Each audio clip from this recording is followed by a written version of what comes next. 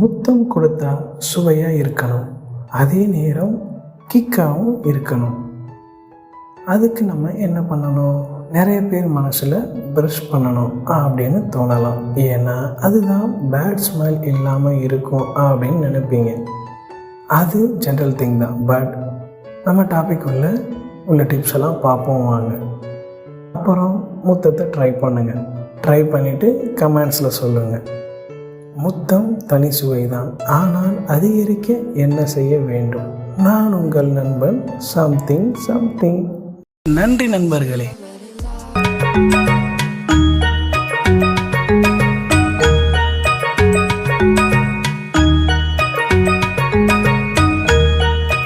முதல்ல முத்தத்துக்கு இயற்கையாக சுவை இருக்கான்னு கேட்டிங்கன்னா கண்டிப்பாக இருக்குது. அதை ட்ரை பண்ண நமக்கு ஒரு பார்ட்னரும் இருக்கணும், சரிங்களா? அதற்கு பதில் உமிழ்நீர் தாங்க. அதுக்காக நீங்கள் அதை நுகர்ந்து பார்க்கணும்னு அவசியம் இல்லைங்க. ஏன்னா உங்களுக்கு புரியும், நம்ம என்ன சாப்பிட்றோமோ அது தாங்க முத்தம் கொடுக்கும்போது சுவையாக மாறும். அதனால் நீங்கள் முத்தம் கொடுக்கறதுக்கு முன்னாடி எப்போ சாப்பிட்றீங்க, என்ன சாப்பிட்றீங்க? ரொம்ப நேரம் கழித்து முத்தம் கொடுத்தீங்கன்னா கண்டிப்பாக பேட் ஸ்மெல் வரும்.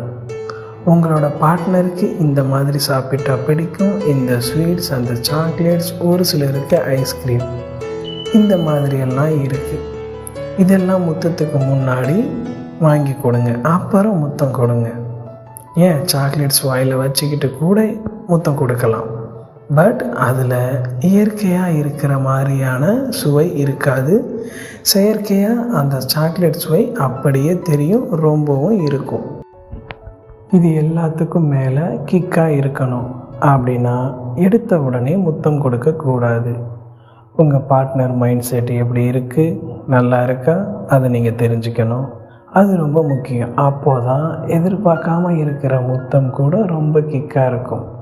எதிர்பார்க்க ஏங்கன்னு ஏங்கும்போது கிடைக்கிற முத்தம் அல்ட்ரா கிக்காக இருக்கும்.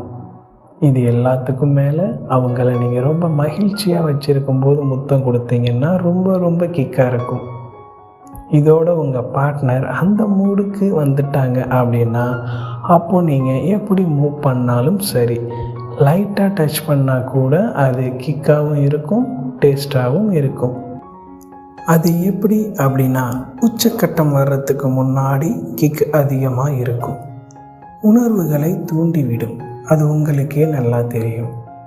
இது எல்லாத்துக்கும் மேலே முத்தம் கொடுக்கும்போது நீங்கள் எவ்வளோ சாஃப்டாக ஹேண்டில் பண்ணுறீங்க, அது ரொம்ப முக்கியம். அதில் உணர்வுபூர்வமான அன்பும் அழகான தேடலும் இருக்கணும். ரசிக்கணும். கண்கள், உதடுகள், பார்ட்னரோட பேச்சு, இதெல்லாம் இனிமையாக ரசித்து நெருங்கி முத்தம் கொடுங்க. உமிழ்நீரும் கலக்கிற சுவையான முத்தத்துக்கு முன்னாடி உங்கள் மூச்சு காற்று படுற முத்தம் இருக்கு பாருங்கள், அதில் தாங்க உங்கள் அன்போட மொத்தமும் சுவையான முத்தத்திற்கு கொண்டு போகும். அது எப்படி பார்க்கலாம்? அது எப்படின்னா, கன்னத்தில் உங்கள் பார்ட்னருக்கு ஃபர்ஸ்ட் 2 உதடுகளை வைத்து கொடுங்க. அதாவது உங்கள் உதடுகளை ரொம்ப ஒட்டி வைத்து கொடுக்காதீங்க. கன்னத்தில் எச்சில் படும், ஆனால் வாய் வழியாக மூச்சு காற்று அந்த எச்சில் படாமல் உதடுகளை ரொம்ப ஒட்டாமல் அந்த கொடுத்து பாருங்கள். அந்த இதமான சூடு அவர்களை ஆட்டோமேட்டிக்காக சுவையான முத்தத்திற்கு அன்பாக கொண்டு போகும். அப்படி கன்னத்தில் கொடுக்குற முத்தத்தில் சவுண்ட் ரொம்ப இல்லாமல் நீங்கள் சரியாக உங்கள் பார்ட்னருக்கு அந்த கதகதப்பான முத்தத்தை கொடுத்து அன்பாக டேஸ்டான முத்தத்திற்கு தேடலை தொடங்குங்க நண்பர்களே. ஏன்னா கன்னத்தில் கொடுக்குற கதகதப்பான முத்தம் தான் சுவையான முத்தத்திற்கு அடித்தளம். புரிஞ்சுக்கோங்க நண்பர்களே. முக்கியமான தகவல் நண்பர்களே, ஸ்மோக் ட்ரிங்க்ஸ் பண்ணாதீங்க.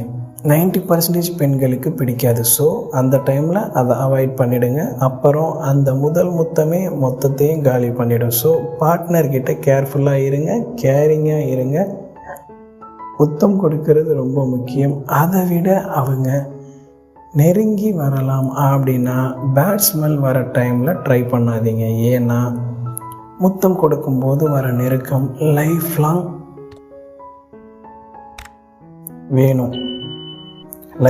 வேணும்னா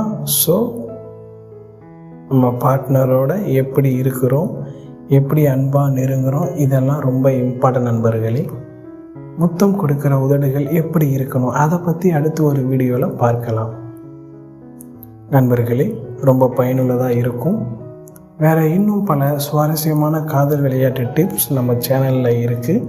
அப்பப்போ வாங்க நண்பர்களே. நான் உங்கள் நண்பன் சம்திங். நன்றி நண்பர்களே.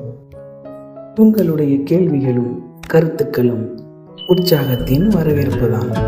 இணைந்திருங்கள் இவருடன்.